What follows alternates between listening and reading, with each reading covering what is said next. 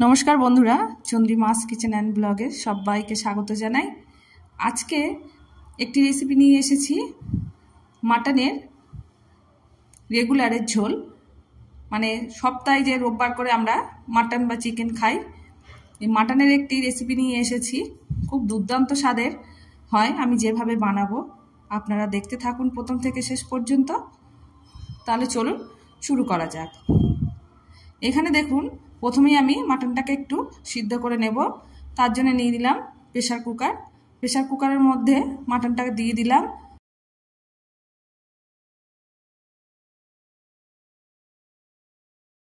জল দিয়েছি একটু অল্প করে, 1 কাপের মতো। দিয়েছি আদা রসুন বাটা 1/2 চামচ, একটু তেল, লবণ আর হলুদ গুঁড়ো। এইগুলোকে দিয়ে আমি একটু সিদ্ধ করে নেব।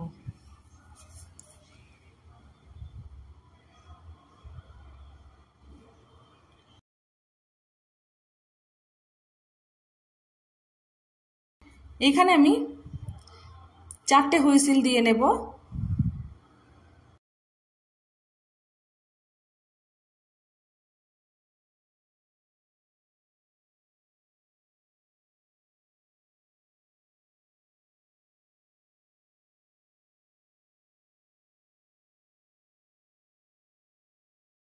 এখানে আমি মাটনটাকে একটু সিদ্ধ করে নিলাম।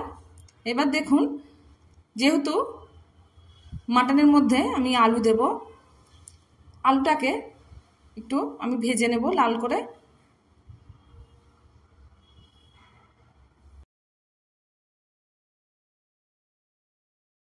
একটু দিয়ে দেব লবণ আর দেব হলুদ গুঁড়ো।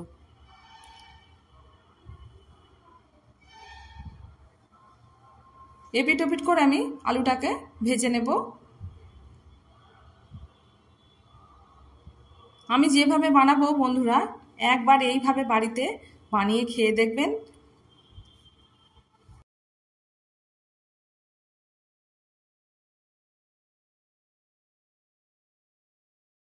মাটনের পাতলা ঝোল বাড়িতে যেভাবে বানানো হয় সেইভাবেই এখানে আমি বানানো দেখাচ্ছি, শুধু একটু প্রসেসটা একটু আলাদা।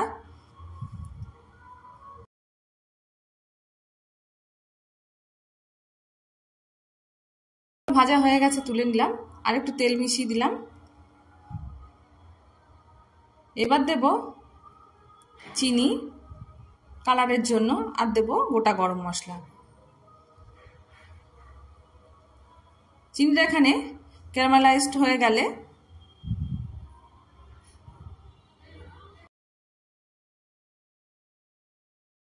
দিয়ে দেব পেঁয়াজ কুচি।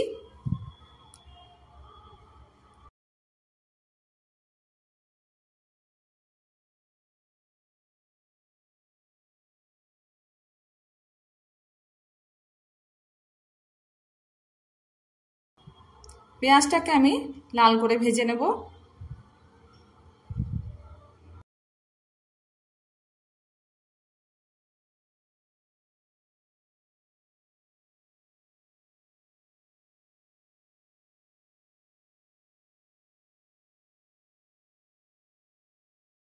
এই দেখুন, এখানে এইভাবে মাটনটাকে আমি সিদ্ধ করে নিয়েছি। 4টে যেহেতু হুইসেল দিয়েছি। এখানে পেঁয়াজটাকে আমি ভেজে নিলাম।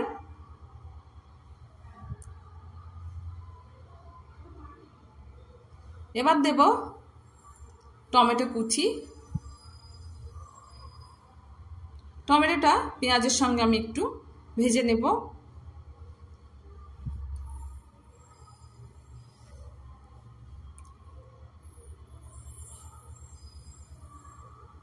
এবার দিয়ে দেব স্বাদ মতো লবণ।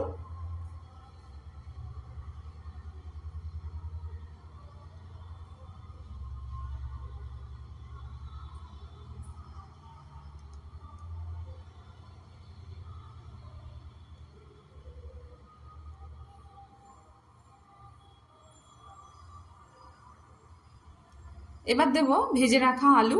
যেহেতু আমি মটনটাকে একটু সিদ্ধ করে নিয়েছি, সেই জন্যে আলুটাকে আমি আগে একটু সিদ্ধ করে নেওয়ার জন্যেই মশলার মধ্যে দিয়ে দিলাম।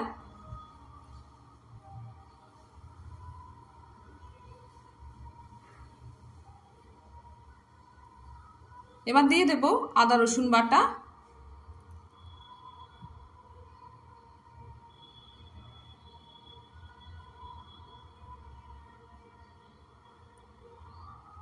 বন্ধুরা একবার এইভাবে মাটন রান্না করে বাড়িতে খেয়ে দেখবেন, স্বাদ হয় কিন্তু দুর্দান্ত।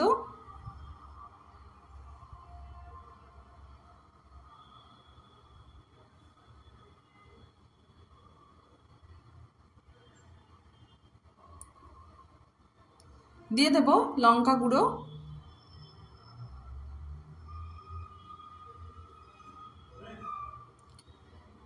দিয়ে দেব হলুদ গুঁড়ো।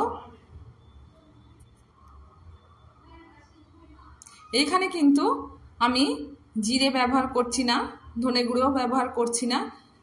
এইভাবে রান্না অবশ্যই করে দেখবেন।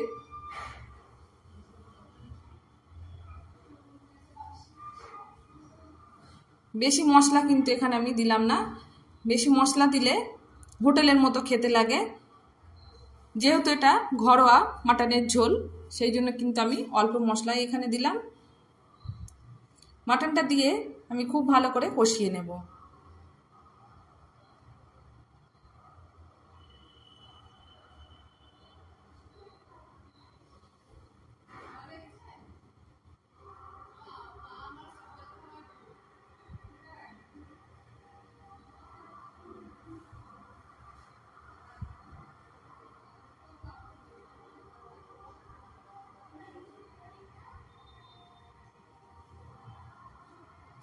মাটনটা এখানে বেশ খানিকক্ষণ ধরে আমি কষিয়ে নিলাম।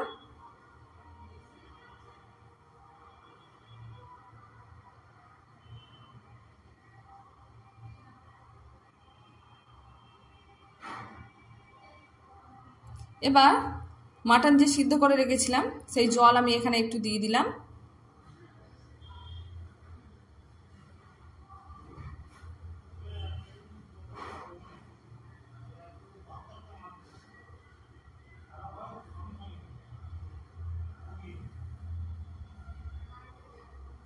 যেহেতু এটা মাটন রান্না, সেই জন্য কিন্তু একটু কষাতে বেশিক্ষণ ধরেই হবে। এই দেখুন কষানোটা এখানে প্রায় হয়ে গেছে, তেলটা ছেড়ে গেছে। দেখুন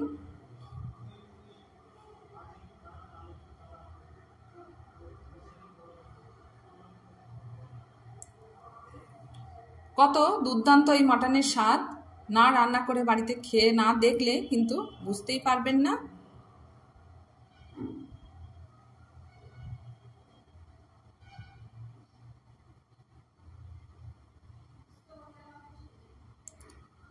আরও একটু মাটন সিদ্ধ করা জল ছিল সেটা দিলাম, আর এমনি জল দিলাম ঝোলের জন্যে।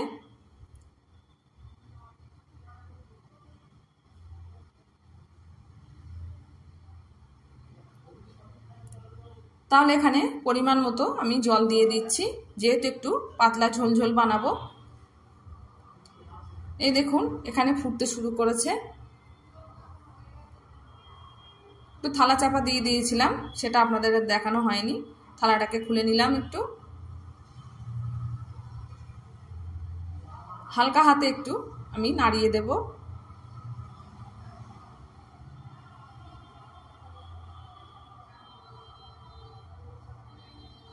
এইখানে দেখুন মাটনটা কিন্তু রেডি হয়ে গেছে বন্ধুরা।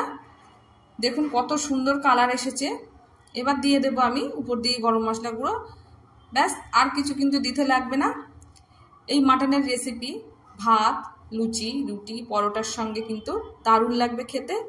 তো অবশ্যই কিন্তু ভালো লাগলে একটা লাইক দিয়ে সাবস্ক্রাইব করার অনুরোধ রইল, আর কমেন্ট করতে কিন্তু একদমই ভুলবেন না। দেখা হচ্ছে নতুন কোনো রেসিপিতে। সবাই ভালো থাকবেন, সুস্থ থাকবেন। ধন্যবাদ।